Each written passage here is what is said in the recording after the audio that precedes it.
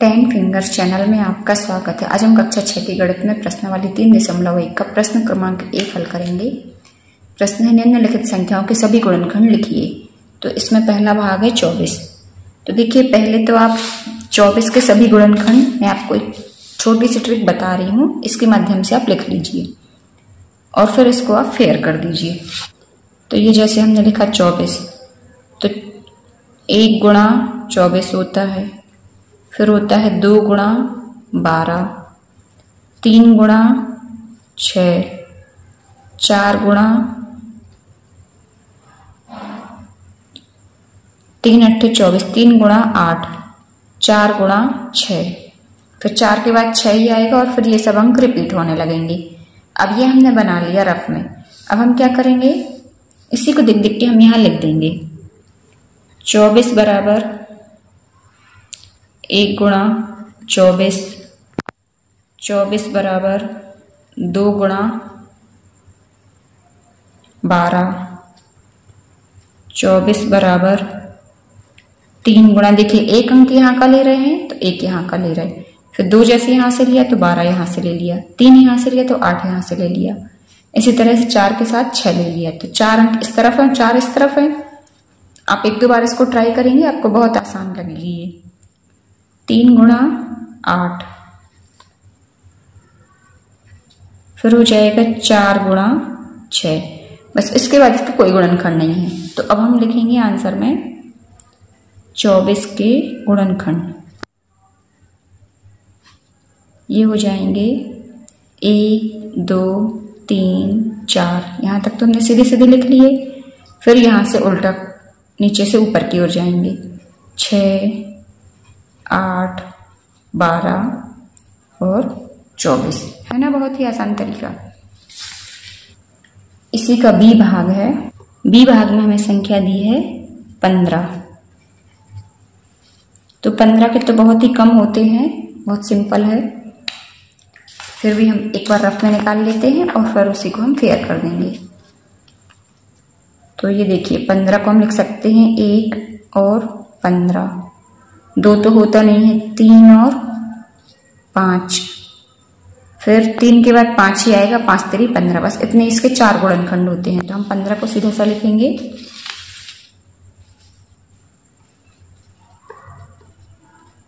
पंद्रह बराबर 1 गुणा 15, 15 बराबर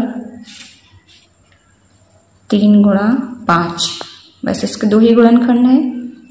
तो यहाँ आ जाएगा हमारा 15 के सभी गुणनखंड।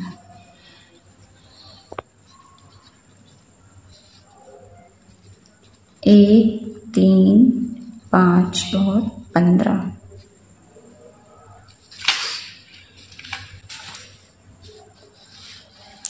अब इसका सी भाग हल करते हैं। सी भाग में हमें संख्या दी है 21। तो 21 के भी कम ही होते हैं, देख लेते हैं। पहले हम रफ में निकाल लेंगे और फिर उसी को हम लिख देंगे।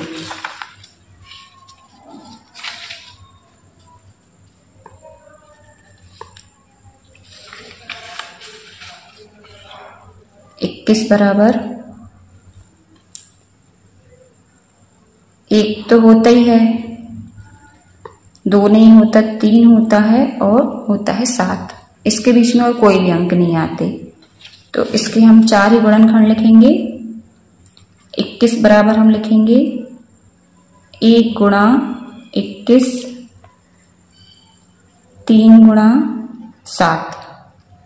तो हम लिखेंगे 21 के सभी गुणनखंड।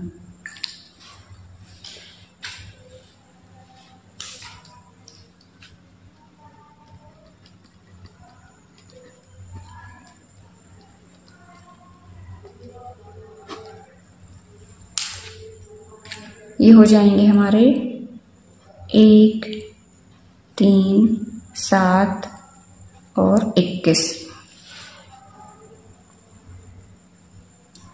अब हम इसी का डी भाग देखते हैं। डी भाग में हमें संख्या दी है 27।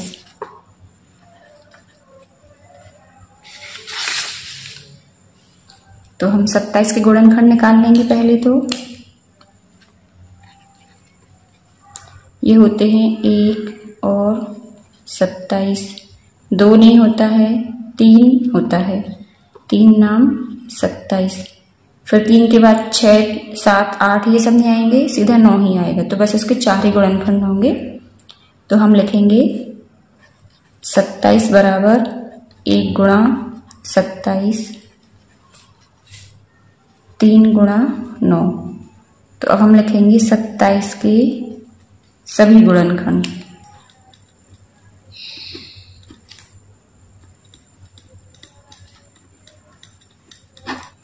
ये हो जाएंगे 1, 3, 9 और 27। अब इसका हम देख लेते हैं जी भाग।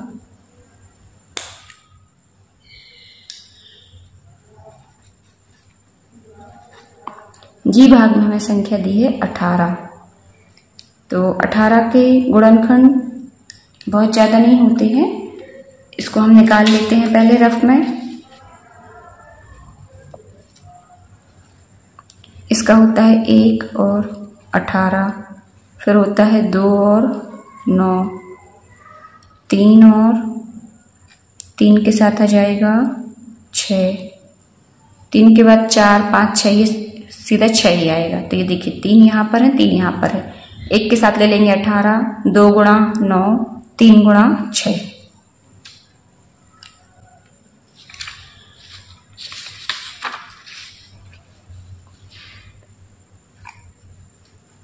हम लिखेंगे 18 बराबर 1 गुणा 18, 2 गुणा 9, 3 गुणा 6। हो गए इसके 6 गुणनखंड। अब हम लिखेंगे 18 के सभी गुणनखंड।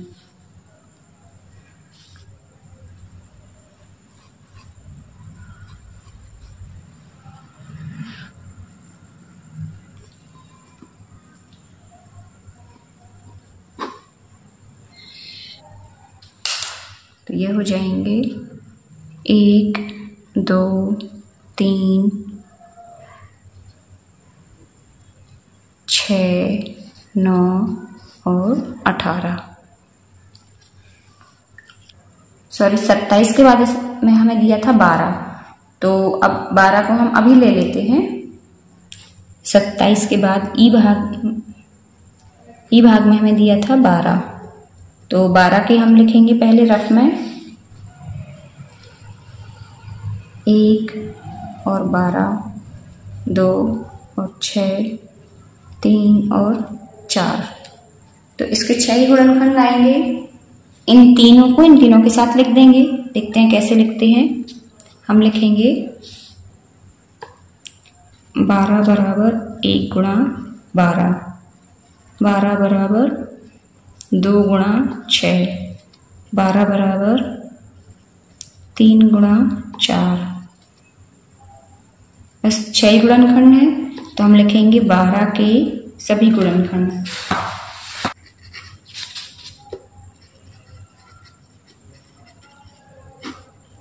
ये हो जाएंगे 1, 2, 3, 4, 6 और स्वयं 12। देखिए बच्चों, यदि आप ये लाइन सीधी लिखेंगे और इतने आप ये स्टेप नहीं लिखेंगे, गुणा 1 गुणा 12, 2 गुणा 6, 3 गुणा 4, तब भी आपके नंबर नहीं कटेंगे। आप ये एक ही लाइन में बस आंसर लिख के आएंगे ना, तो भी आपको पूरे नंबर मिलेंगे। मैं आपको समझाने के लिए सब कुछ बता रही हूँ। आपको यदि टाइम है और समझ में आता है तो आप इतना लिखिए, वरना आप सिर्फ एक लाइन में अकेला आंसर भी लिख के आएंगे तो आपको पूरे नंबर दिए जाएंगे। तो अब इसका हम ई के बाद एफ भाग करते हैं। एफ भाग में हमें संख्या दी है 20। तो 20 के तो बहुत ही आसान होते हैं। जैसे हमने लिखा 20 बराबर होता है 1 गुणा 20, 2 गुणा 10, 3 तो होता नहीं है, 4 गुणा 5, 5 के बाद 6, 7, 8, 9 ये सब नहीं आएंगे, सीधा आएगा 10। तो वो हमने बात के लिख ही लिए हैं। तो हम लिखते हैं 20 बराबर 1 गुणा 20, 2 गुणा 10,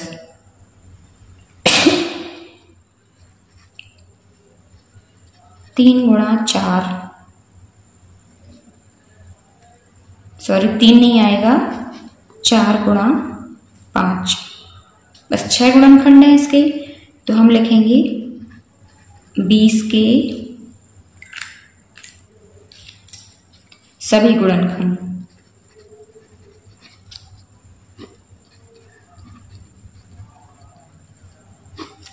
ये हो जाएंगे 1, 2,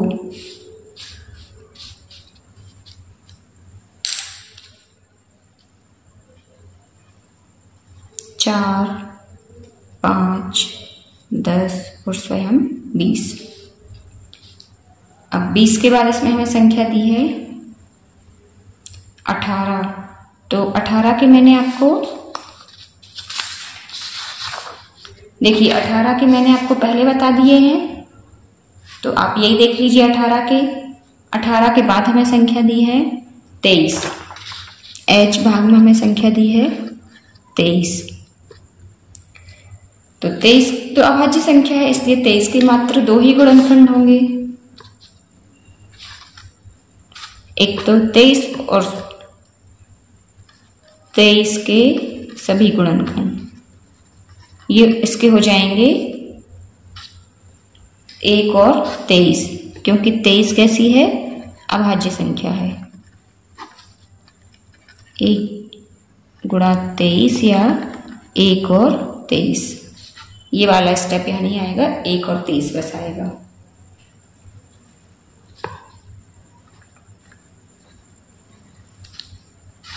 अब करते हैं इसका I भाग। इसमें हमें दिया है 36।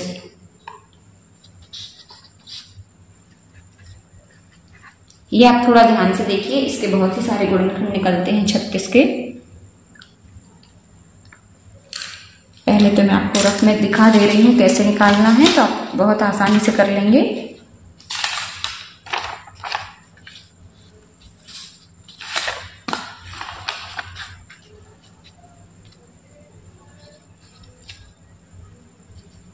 एक और स्वयं 36, मैं इसको 2 लाइन में लिख रही हूं। फिर होता है 2 और 18, फिर होता है 3 और 12, 4 के साथ आ जाएगा 9, फिर आ जाएगा 6 के साथ 6 ही आता है। तो इसके बहुत ही सारे गुणनखंड हैं, इसको हम लिखते हैं।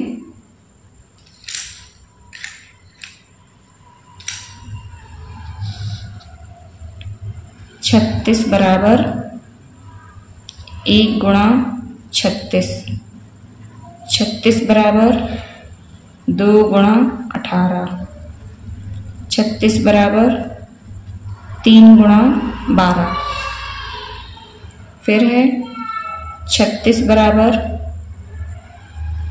4 गुणा 9 और 36 बराबर 6 गुणा 6। तो अब हम लिखेंगे 36 के सभी गुणनखंड।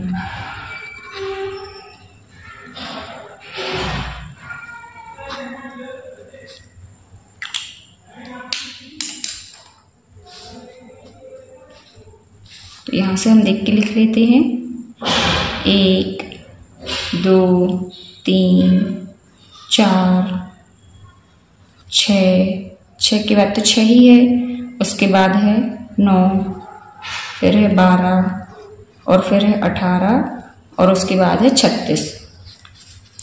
तो इस तरह से हमने 36 के भी सभी गुणनखंड निकाल लिए और मैंने आपको बहुत ही आसान तरीके से ट्रिक बताई है। आप इस तरह से करेंगे तो आपके कम समय में सभी क्वेश्चन हल हो जाएंगे और आपको ये हमेशा याद रहेगी। तो उम्मीद करती हूँ ये प्रश्न आपको समझ में आ गया होगा। कहीं कोई प्रॉब्लम हो आप मुझे कमेंट में पूछ सकते हैं और आप प्लेलिस्ट से व्यवस्थित रूप से पढ़ाई करें, ऐसी मुझे उम्मीद है। फिर मिलते हैं नेक्स्ट वीडियो में, तब तक के लिए पढ़ते रहिए, मस्त रहिए।